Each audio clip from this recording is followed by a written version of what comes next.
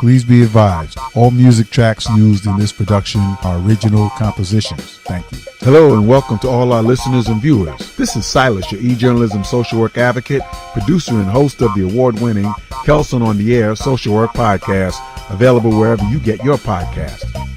Our podcast is rated internationally as one of the best social work podcasts you must follow. This podcast promotes, celebrates, uplifts, and highlights the social work profession. Our aim is to educate the general public about the powerful impact social workers have on the lives of those they serve. The podcast will also amplify the vital contributions professional social workers make in every aspect of our society every day. Hello to all our viewers and listeners. The Kelsunn-on-the-Air Social Work Podcast is proud to introduce an ongoing podcast series entitled Aging in America, The New Realities. This series will take a deeper and inclusive look at the issues facing the elderly population today. Here's what some of our research found. According to the Urban Institute, the number of Americans ages 65 and older will more than double over the next 40 years, reaching 80 million in 2040. The number of adults aged 85 and older, the group most often needing help with basic personal care, will nearly quadruple between 2020 and 2040. The National Council on Aging's report from October 2023 states that nearly 56 million Americans are 65 and older, with projections estimating that the population of older adults will grow to 94.7 million in 2060. On average, a 65-year-old can expect to live another 17 years. For most older adults, good health ensures independence, security, and productivity as they age. To show you the impact and the interest this topic generates, I'd like to share some of the analytics from a segment I did on caregiving for the elderly back in July of 2024.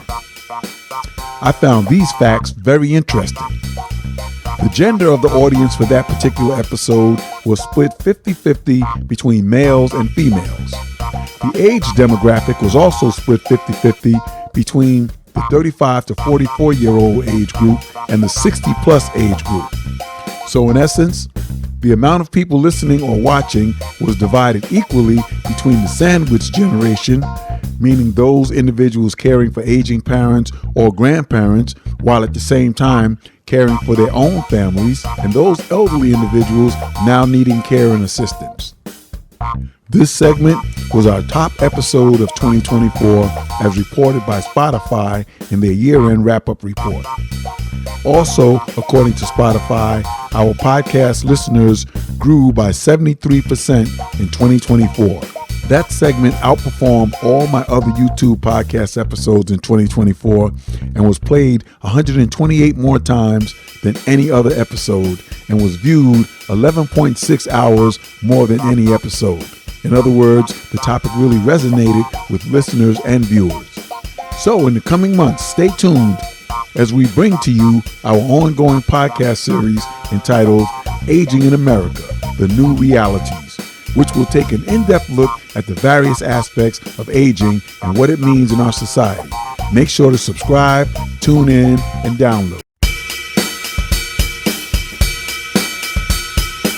Please be advised, all music tracks used in this production are original compositions. Thank you. Hey, it's Scary Jones, executive producer of Elvis Duran and The Morning Show on Z100. I want to talk to you all about my friend and fellow Brooklyn College alumnus, Silas, your e-journalist, social work advocate. Silas hosts and produces the award-winning Kelsunn-on-the-Air social work podcast. My friend and fellow BCR alum is now known nationally and internationally as Silas, your e-journalist, social work advocate. His podcast, it's also listed as one of the top social work podcasts you must follow. The award-winning Kelsunn-on-the-Air social work podcast. Hello and welcome to all our listeners and viewers. This is Silas, your e-journalism social work advocate, producer and host of the award-winning Kelsunn-on-the-Air social work podcast, available wherever you get your podcast.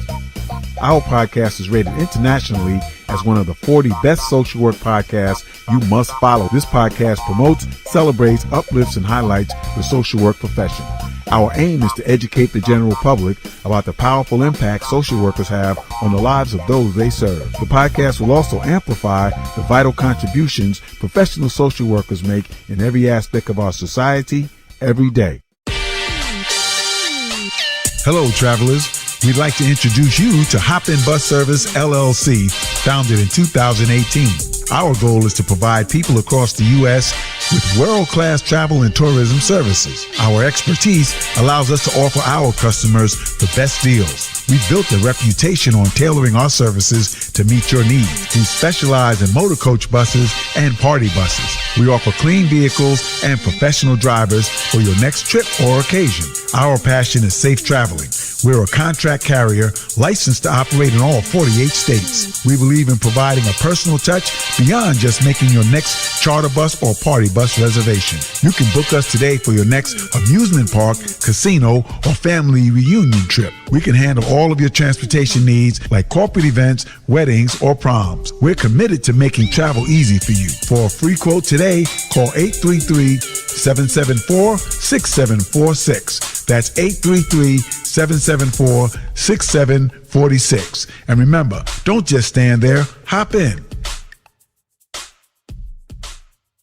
Hello, everyone. This is Silas, your e-journalism social work advocate, host of the award-winning Kelsunn-on-the-Air social work podcast. We got a really, really special topic today and a very, very special guest. One of my dear friends and colleagues, a fellow social worker, co-social worker, and somebody that's been out there making things happen on a lot of different fronts. I'd like to present to some and introduce to others Ms. Dawn Shedrick. She is an LCSW. For those that don't know the letters and acronyms, that's a licensed clinical social worker. Today, she's going to be speaking to us in her role as a primary caregiver. And this is the beginning of a series that the Kelsunn-on-the-Air Social Work Podcast will be featuring throughout the course of 2025. We're going to be talking to a lot of different people about the topic of aging in America, the new reality. That's the name of the series. Today, or this evening, we're talking with someone who has and is going through, not who has, who is going through a lived experience in the caregiver realm. And if anyone out there is currently in that role, you know how challenging, how exhilarating, and how heartbreaking that can be at sometimes. And so I'm going to introduce my guest, Ms. Dawn Shedrick, and I'm going to let her just kind of lay out a few of the things we're going to talk about, and then we got a couple of talking points to kick off the conversation. So Dawn, please tell listeners and viewers the impact of caregiving has changed in the last 5 to 15 years, I would say. Tell us in general why that's so, and then let's segue into what your experience is. Absolutely. Thank you. Well, in terms of the shifts in caregiving, there are a few particular points that I could identify. One is that now that we have greater understanding of how caregiving is experienced and shows up among the different age cohorts and generations, there are some very specific, there's like nuanced issues, needs that we now can begin to understand, right? So I'm a Gen Xer, so I'm in the sandwich generation. Even though I myself don't have any human children, I have 2 canines, but I don't have any human children, but a lot of my peers are in that sandwich generation. They literally are the meat or the plant-based meat between the 2 slices of bread, one being their own children, and then the other being their elders, parents, aunties, uncles, grandparents, right? So they're literally taking care of 2 different sets of people that have 2 different sets of needs, right? So that's one of the things. We know that Gen Z and millennials are, more than any other generation, are becoming caregivers for aging and chronically ill parents and disabled parents and grandparents at much younger ages, whether they literally are youth, minors, or like in early adulthood. So, also understanding that, we also now know more about the mental health needs and status of caregivers. We have data that tells us that at any given moment within a 12-month period, anywhere from 40% to 70% of caregivers experience at least features of depression and anxiety. So, yes, we know more because of technology, because of advances in research, because more researchers are actually taking a look at caregiving, but we still have a ways to go to create solutions to alleviate those problems. And you brought up some really great points, especially about the sandwich generation. And I just want to say some of the research that's out there now, it points to the fact that we are heading towards a status in this country where eventually there's going to be more elderly people, I would say 65 and older, than 55 and younger. Mm-hmm. So that's also part of that big shift that you mentioned. And I'd like to share some statistics with our viewers and listeners. Back in the early spring, late summer, I had Ms. Dawn Shedrick and Dr. Tara Anglam on, and we did a series on caregiving and how to support caregivers, which was the impetus of this particular series. And that particular episode, and it's still up on YouTube and Spotify, that episode, I looked at the statistics, and you, Dawn, and all my viewers and listeners will find it amazing. I thought it was mind-boggling. The amount of people that listened was split 50-50. 50% of those who tuned in were age 65 and older, and the other 50% that tuned in were ages 25 to 49. So what that told me, and what that should tell us, is that there were as many people interested in the topic, from those being the caregivers, which is at 25 to 49 age, could be a little older, and those that need care, which is at 65 and older. So that told me that this topic is really, really worth delving deeper into, which is hence the series that we're going to be working on. And there's a lot of hardship and grief in caregiving. And since you're going through it on a personal level, talk about that a little bit, please. Yeah. So for those of your listeners who, I didn't mention this earlier, my caregiving experience is that my mother, who is 77 years old, she just turned 77 last month. She has been living with progressive multiple sclerosis for approximately 53 years. She traces her earliest symptoms back to the early 70s. And it literally has been a progressive journey. She hasn't been able to walk on her own in a little more than 20 years. But she's still, overall, she's still adaptive and resilient, but her needs, have, she requires a higher level of care as of 2024. It has been, in terms of grief and anticipatory grief, it has been quite the journey from my perspective, the perspective of my siblings, because you see your mother, in our case, our mother, someone who you love, who is, I say, my mother has become a prisoner in her own body.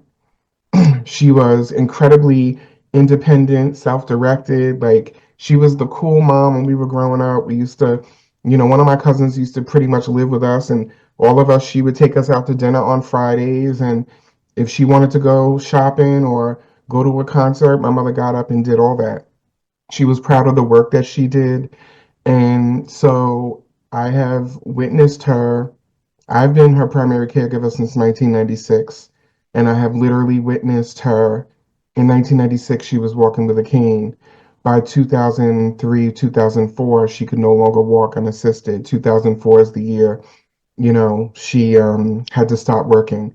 And since then, she, has dropped foot. She's had other complications along the way. She now gets chronic UTIs. And I'll be honest, this year in particular, because there's proof that her MS is advancing, it has been very difficult to watch.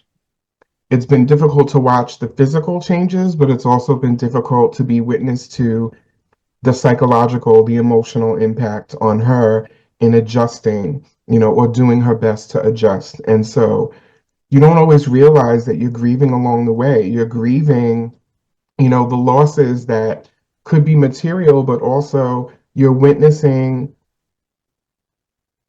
in this case, like I'm witnessing my mother losing her ability to do certain things that always brought her joy. Cooking. My mother, can't nobody cook better than my mama. Like seriously. My mother used to order spices from all over the world, could cook without a recipe. Like she never messed anything up. Just delicious, all kinds of cultural cuisines and everything. That's been a huge, loss for her, and that's where like some of that grief, comes in for me as well. And anticipatory grief. My mother unfortunately has had some close calls over the years, with particular infections or, a few years ago she was septic. And, there have been times when the doctors are asking, me or my siblings, do you have a DNR? You might want to come to the hospital to see your mom. So it's like we literally are responding to that in the moment. And it just, yeah, it's overwhelming, it's overwhelming. And you just mentioned something that maybe some of our listeners are familiar with, but some may not be.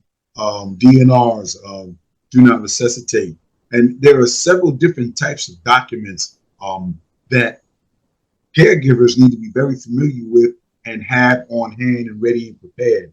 Uh, if you would, could you just talk about a little bit about that? Because that's a big part of caregiving, is that decision-making piece, if and when something happens, and if the person becomes incapacitated to the level that they can no longer make decisions for themselves. So talk a little bit about that. Yeah, I love talking about this, right?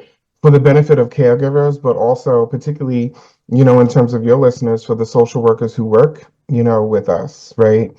I'll tell you, when I started the caregiver journey with my mom, I was 22 years old, literally fresh out of undergrad, thinking I was grown. And one of the first things thinking, I wasn't necessarily grown yet, but my one of the first things that my mother sat me down with when I moved back home from college, she wanted to give me power of attorney. I didn't even know what the heck that was, right? So since the age of 22, but my mother had the foresight to say, I want to have everything in place in case something happens. So power of attorney is so critical because, and even if you have it, I'm about to actually update our power of attorney because it can be necessary to update them. So power of attorney gives the caregiver the like legal permission to act on their loved one's behalf. And the person doesn't even necessarily have to be incapacitated. They might just be tired, or the circumstances in the moment might require that. And within a power of attorney, a durable power of attorney, you know, everything can be listed that the caregiver, would have the legal right, to do and to act upon. Healthcare proxies are very important as well.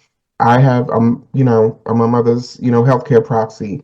I've had to use the power of attorney and the healthcare proxy numerous times over the years, especially when critical in the moment decisions need to be made, right?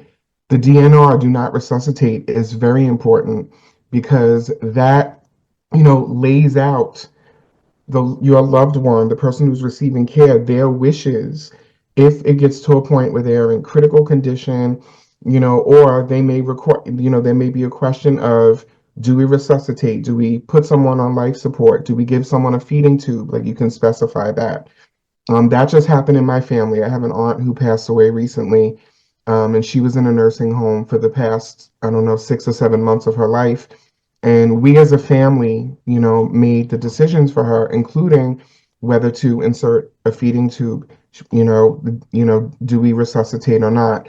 We've had to make those decisions. And it's so critical because I think a lot of people either don't know about those documents or are afraid to approach it. Who really wants to talk to their parent, or someone you really love about? We need to talk about what's going to happen if you can't make your own decisions. Who really wants to talk about that? But Or who wants to talk about, well, when you take your last breath, what do you want? Mhm. That's a conversation that most people greatly shy away. Absolutely, understandably so. Mhm. But trust me, it's much better to have all of that in place because you never know what's going to happen and when.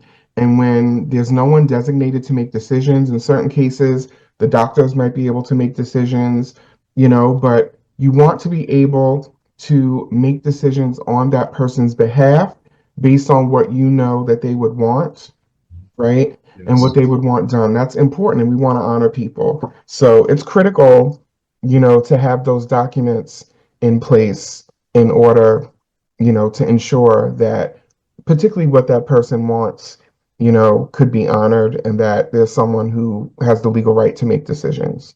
Excellent point. Thank you for sharing that. Mhm. Now, in your journey, in your experiences, having lived experience as a primary caregiver in real time, so to speak, you've shared your story, and I want to say to all my viewers and listeners, um, Dawn's story is out in a lot of different venues. You can log into NPR just in October, did a full feature story on her role as her mother's primary caregiver. There's also a feature in Sisters of AARP. And throughout those presentations and articles, you talked about isolation and loneliness. And earlier you had mentioned the mental toll that it takes. So connect that as a social worker, as a caregiver, um, connect the loneliness and the isolation and loneliness to how that can upset the cart when it comes to one's mental. Absolutely. So, for those who don't know, the Centers for Disease Control and Prevention, the CDC, I want to say about a year ago, named loneliness, broadly speaking, but loneliness, not just for caregivers, as a public health problem, a public health crisis, right? And that alone, you know, has negative, harmful impact on our mental health, mental and emotional health. In terms of caregiving, loneliness can show up in different ways, not just the physical isolation. There are, unfortunately, a lot of caregivers out there who are physically isolated. They don't have any family support. They might not even have family. They might be the only child taking care of a parent or taking care of their parents. They might not have the siblings, cousins, aunties. They might not physically be nearby, or they just might not have any extended family. So, absolutely, that physical isolation, or they might be isolated from family members who are not supporting and helping with caregiving, right? So, in that situation, that's going to foster resentment, anger, right? It compounds and complicates, the overwhelm that they're already experiencing in caregiving because, they feel like I don't have any help. There's nothing I can do. There's also mental and emotional isolation, which I have experienced. That usually happens when we're not really being open with the people in our lives, including family, about the toll that the caregiving is taking. We don't want our loved one that we're caring for to worry. We don't want our family to worry. We might just be holding on to it because, especially culturally, you're supposed to be taking care of your elders. You're supposed to be taking care of your family. Particularly in the Black community, we're not supposed to put, our family in a nursing home or anything of that nature. And so that emotional isolation, that mental and emotional isolation also fosters that resentment. It contributes to the overwhelm, to the stress, because we're just keeping everything within and we're not seeking help. We're not asking for support. We're not asking for help. We're not asking somebody to come in so we can get a day off. And so that contributes to not only new experiences of the overwhelm, of the depression, of anxiety, but it also can exacerbate what depression, anxiety, chronic stress, et cetera, what might already be existing. Thank you for those salient points. Now, uh, there is a lot of data that states that more attention needs to be paid to this new phenomenon that we're going through as a country, where there's this large number of people who are going into uh, old age or senior age, and then there's all these individuals who are still trying to live their own lives, but feel that sense of commitment, obligation, the duty.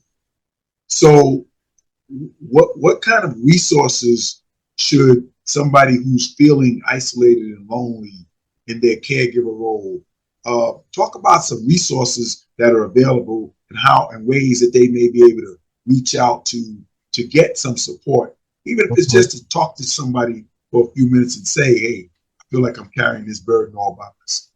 Absolutely.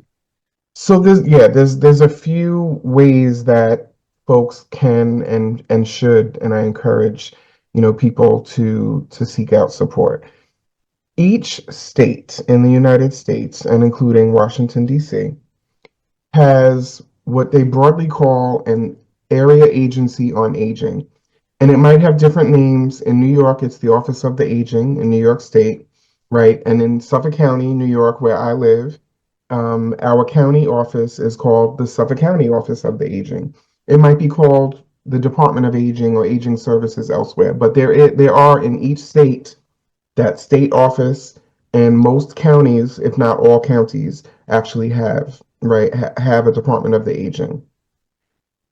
They offer, the menu of services may differ from county to county, but they offer a suite of services and supports to folks who are aging and their caregivers. So, for example, my mother was receiving support for many years from the Office of the Aging up until 2023.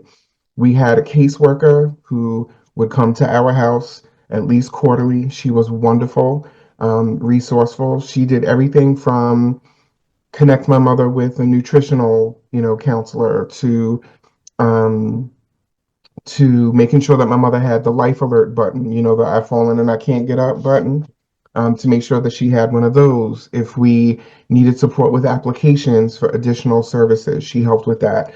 They also in Suffolk County have a counseling program for caregivers. So for many years, my therapist, my counselor, was someone who contracted with Suffolk County, and she specializes. She's an amazing, and she's a clinical social worker, but she's an amazing therapist, counselor, support. They have additional support services for caregivers. So I first encourage folks, even in rural areas, like find and reach out to your state or county Office of the Aging. I also like to share, because I think this is what makes the support more accessible to folks, right? There are some amazing online resources, whether it's caregiver support groups, um, and a lot of those like welcome caregivers from across the country, because if it's virtual, it doesn't necessarily have to be limited to a particular geographic area. I know some of our colleagues who facilitate online caregiver support groups. There are also some great forums and groups on social media. I know I'm actively involved in 3 caregiver support groups on Facebook. There are also dozens of caregiver groups on Reddit. There's, social media campaigns and pages that are dedicated to caregiver support. I have one that's dedicated to caregiver mental health.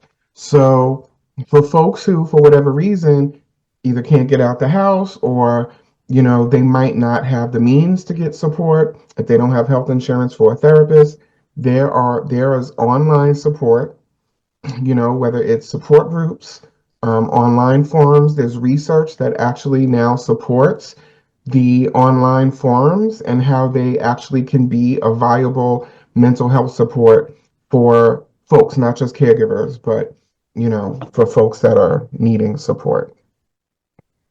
Good, thank you for that. Mhm. Now, yourself, myself, we are both professional social workers. So I'd like for you to educate viewers and listeners what makes social workers so uniquely prepared to deal with this particular population. I love this question. I absolutely love this question because I welcome any opportunity to talk about caregiving and the caregiver life, but I absolutely welcome any and all opportunities to talk about the possibilities and the opportunities for social workers in particular. Because of our training, right? Particularly in terms of that ecological model that has us understand, hardcore, has us understand that we as human beings do not live in vacuums or bubbles, right? So we are impacted by those in our immediate surroundings on the micro level, on say a community, level, and the meso level, and on the macro level by the broader systems. And first and foremost, it is important for social workers to understand that this caregiving crisis is it's not just a result of caregivers not being able to handle the tasks, or the person that they're caring for just has all of these needs, and even if they have, say, part-time home care, the caregiver just has to take care of it, so they're stressed out. There are systems, particularly our healthcare system, that is contributing to the problem because it is not equipped to prevent a lot of the illnesses or diseases or situations that our loved ones, are experiencing. There certainly are not the best care systems or interventions to provide adequate care. There's certainly not, well, we're told that there isn't enough money to provide the necessary supports, right? And so we, as social workers, that's like in the fabric, or should be in the fabric of our training and experience, to understand how systems impact our experience. Many of us are burnt out, and I'll be completely honest. I'm currently in a fight, literally, with my mother's long-term care insurance to get additional home care hours because I'm burnt out. There's no other way to put it, right? And so I've been wrangling, even with my social work experience, I've been wrangling with this insurance company to advocate, for my mother to receive what she's entitled to. So the opportunities for social workers, because depending upon how you define a caregiver, right? If we only look at caregivers who are caring for folks who are aging, age 65 and over, there are at least 53 million in the United States. If we count caregivers who are taking care of younger adults or even special needs children, that number goes up to close to 100 million. There's no specialization in terms of mental health care for caregivers. If someone who is queer would like a caregiver who is culturally conscious and culturally competent in working with the queer community, if they, if they call the insurance company and are looking for a referral, the therapists in that network can check off that they work with the LGBTQ community. There's no check off for working with caregivers, so there's opportunity there. There's opportunity for those who work in macro practice, those who are, work in policy, right? There's opportunity for them to bring that experience and our training to creating solutions and advocating, for adequate care. So what I love the versatility of our profession. And in terms of how we can support caregivers, there's opportunities in every area of practice. And it's not just limited to psychotherapy, although that is absolutely important. So there's opportunities in every nook and cranny of the care and caregiver, experience and systems for social workers to create change.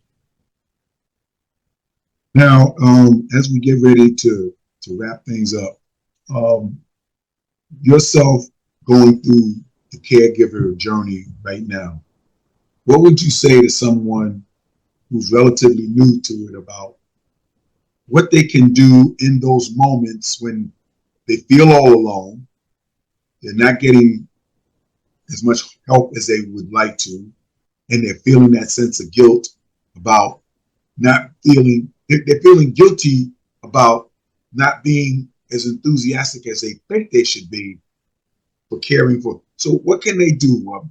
Meditation, positive affirmations. Because at some point it was seen that they've got to find something that they can hold on to until the cavalry comes over there.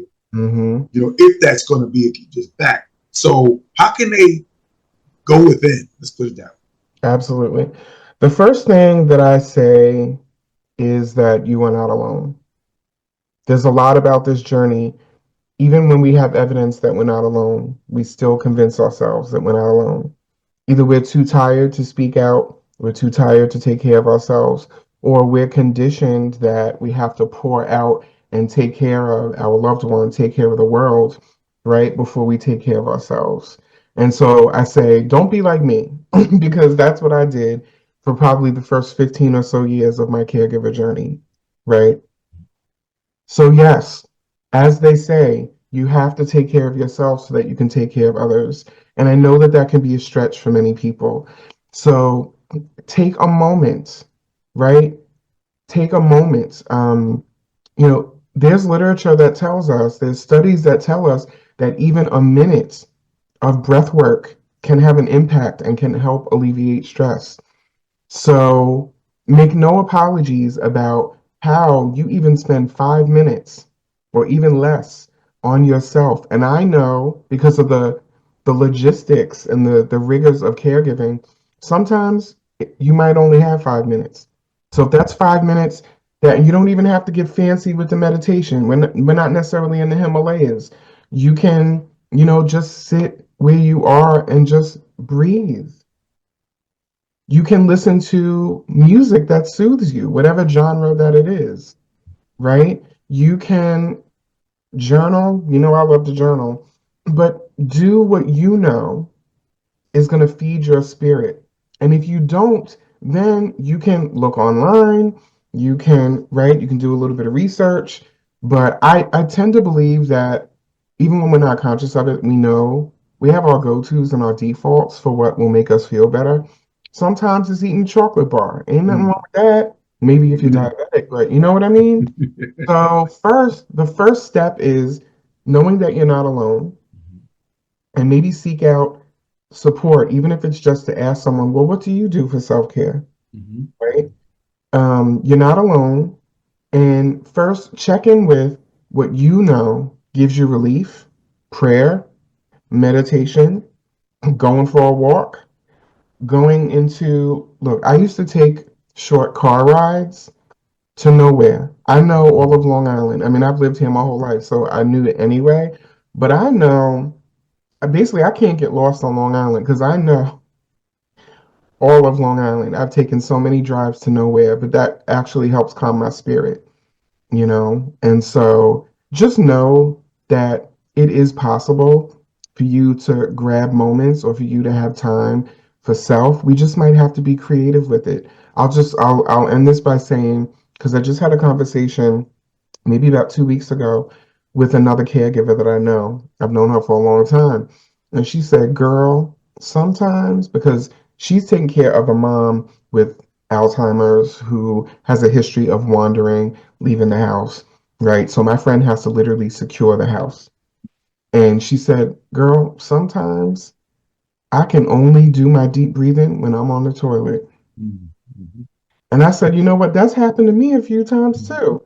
And so, yeah, you might think, and yeah, I'll giggle like, oh, you can only do your deep breathing when you're on the toilet. But if that's when you can do it, then do it. I saw a quote just maybe a day or two ago, and it said something to me. I'm going to just paraphrase. it said, and it was really meant for those who are caregivers. It says, when you find yourself getting frustrated about all the things that your loved ones can no longer do, think about how frustrating or how frustrated they feel because they can no longer do those things. And it's kind of like a full circle moment, because the one thing that all the research shows, and I know you've experienced it, is that the person needing care, it pains them that they can no longer be that independent individual that they used to be. And so caregivers, you love, you know, that's your family, you take care, but just have a little more compassion, because that person that's bound to that wheelchair, that person that may be bedridden, they appreciate you, but even more so, they're frustrated that they have to be so dependent when they used to be so independent. And I think that's one of the things that your journey is helping people to understand, is that it's okay to feel some type of way sometimes, but just understand how that person is feeling, because they may be taking it harder than you. And I'm going to leave that with you. I was just going to say, fostering empathy, because that's what that does. It fosters empathy, is a huge part, you know, of support and even education, you know, for caregivers. Because, yeah, I mean, both can be true, but fostering empathy, there's a lot of literature that talks about fostering empathy, you know, in caregivers, particularly because of the way it supports the relationships between caregivers and those they're caring for. And, before I, give you the last say, I like to always, when I end my show, I always like to ask my guests to give something that people can hold on to, something uplifting, so whatever that might be. But I just want to say, before you take the mic for the last statement, I was walking down the street one day some years ago, and I observed a full circle moment. I was looking on one side of the street, and I saw a parent pushing her child in a carriage, 4 wheels. I looked on the other side of the street, and I saw, might have been a caregiver, might have been a family member, pushing a family member in a wheelchair, 4 wheels. And it kind of like tied the circle of life together. And so I just wanted to put that out there. And I'm going to say to all my listeners and viewers, this is the Kelsunn-on-the-Air Social Work Podcast. Been having a very enlightening conversation with someone who is in the midst of a lived experience as a primary caregiver. And I'm going to turn the microphone and the floor over to my colleague and friend, Dawn, and leave our listeners with something that they can hold on to as they're going through their caregiver journey. Yeah, the one thing that I always like to offer to caregivers, like I said earlier, like, you're not alone. Find community. I promise you, even when you think, I can't do it, I don't want to do it, I promise you, finding a community, whether it's online or locally or somewhere, that initial validation that you're not alone is going to go a long way. And we literally, like, you know, there are health benefits to being in community in that way, no matter what it looks like. So find a community somewhere. If you need support doing that, Google me. I'm online, and I will help you find it, and I promise. So just know that you're not alone, and there is support out there. Okay. And on that note, we're going to wrap it up. This has been the Kelsunn-on-the-Air Social Work Podcast with me, Silas, your e-journalism social work advocate, having a very enlightening and encouraging and uplifting conversation with my colleague and friend, Dawn Shedrick. Ms. Shedrick, thank you so much for gracing our show with your presence. Thank you. Once again, this is Silas, your e-journalism social work advocate, producer, and host of the show. You've been listening to the award-winning Kelsunn-on-the-Air Social Work Podcast. This and all other episodes are available on our Apple, Spotify, Amazon Music, Audible, and iHeart audio podcast platforms, among others. The podcast is also available on our Spotify and YouTube video podcast platforms. Go to any search engine and type in Kelsunn on the Air in the search window to hear this show in its entirety.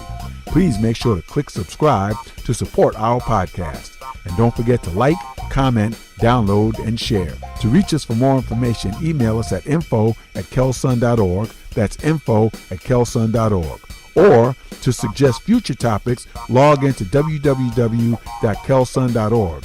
That's www.kelsunn.org and fill out the Share a Topic form on our homepage. Thank you for tuning in. This has been a Kelsunn Communications production.